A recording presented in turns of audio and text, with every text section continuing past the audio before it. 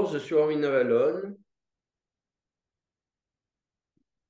En fait, je voulais un peu parler de l'intelligence artificielle. Bon, rassurez-vous, je n'y connais rien, donc je ne vais pas vous amener sur des chemins de traverse hyper compliqués, hyper élaborés. Mais ce qui est extrêmement intéressant, c'est que l'intelligence artificielle, c'est le sommet du cheminement mental. C'est la prise de contrôle de l'humanité par le mental. Déjà, le problème, c'est que c'est un plafond et que, par définition, un plafond, ça coupe de ce qu'il y a au-dessus.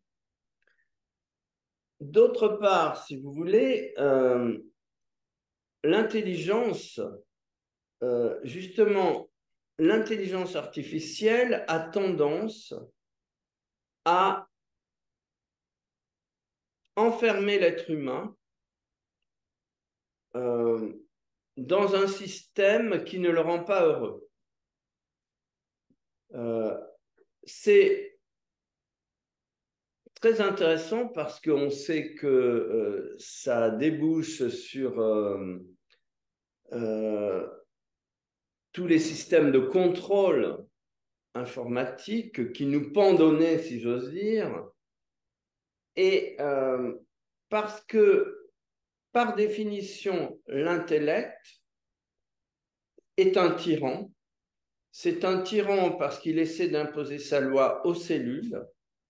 Et à partir de là, de façon tout à fait incroyable,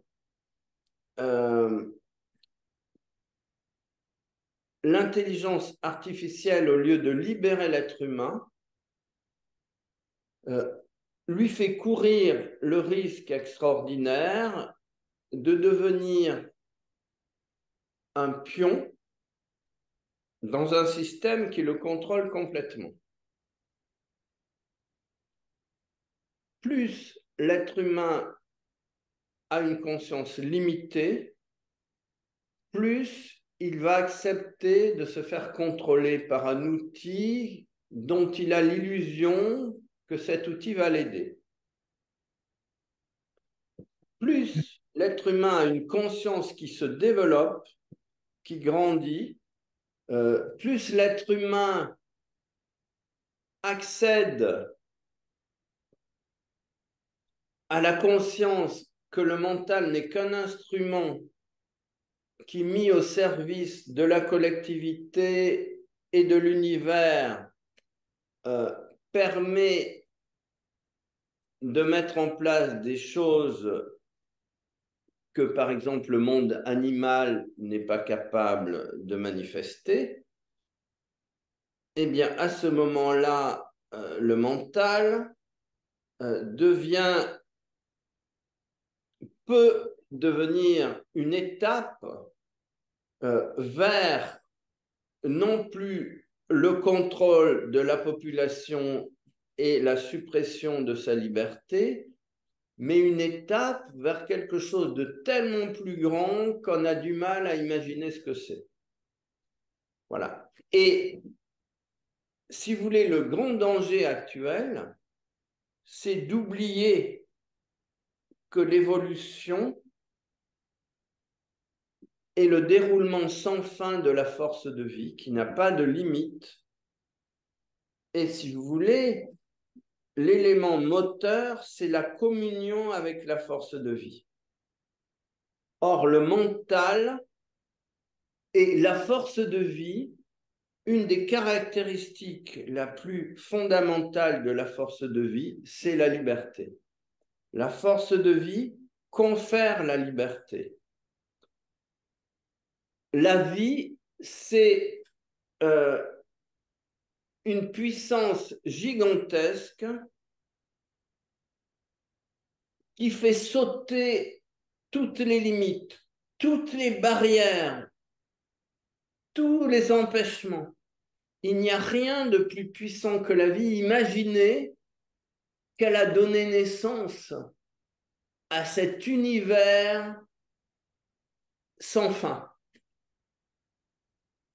et sans doute sans commencement. Et sans commencement, ce qui est aussi un autre discours. Voilà, donc, or, le mental,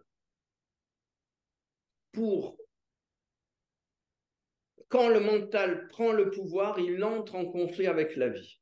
C'est ça qui est absolument incroyable. C'est-à-dire que pour garder le pouvoir, il doit limiter la vie et donc la liberté. Et c'est en grande partie l'histoire des collectivités humaines. Si vous voulez, ceux qui accèdent au pouvoir ont une peur panique de le perdre. Résultat, ils vont castrer les populations pour ne pas perdre le pouvoir. De cette façon, ils se coupent de la vie. Et pour garder le pouvoir, ils imposent la mort à ceux qui ne sont pas d'accord. Donc, ils se privent vraiment de la vie. Et comme ils se privent de la vie, ils se condamnent à mourir. C'est amusant. Voilà.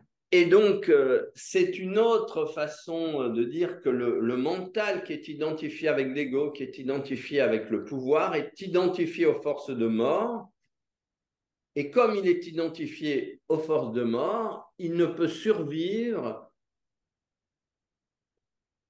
qu'en ôtant la liberté et en faisant tout pour couper de la force de vie eh bien, ceux qui lui sont assujettis. Voilà, donc résultat, si nous voulons être de vrais révolutionnaires, eh bien, il n'y a qu'un travail à faire, la vie, la vie, la vie.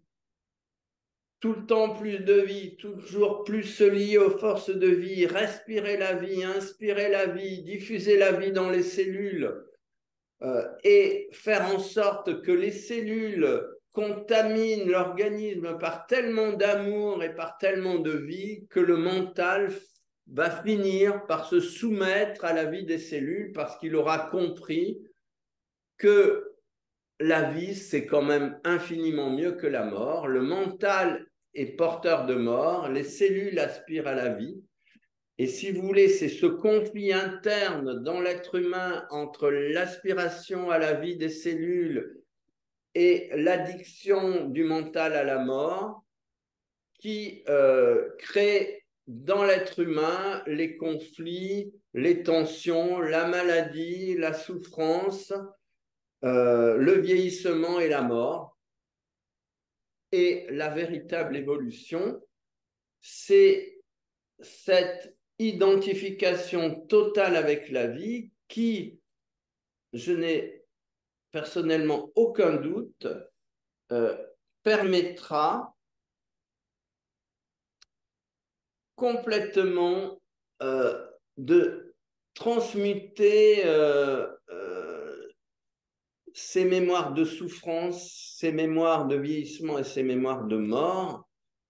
Et l'être humain a dans son ADN tous les outils pour se souvenir des moyens de dépasser la souffrance, le vieillissement et la mort et accéder à l'immortalité parce que le support de la moindre de nos cellules, c'est la vie. Et la vie, c'est comment engendrer la vie. Voilà. Et donc, après, il y a 1000 moyens, on va dire, 1000 outils pour accélérer cette identification de la cellule et de la conscience à la vie.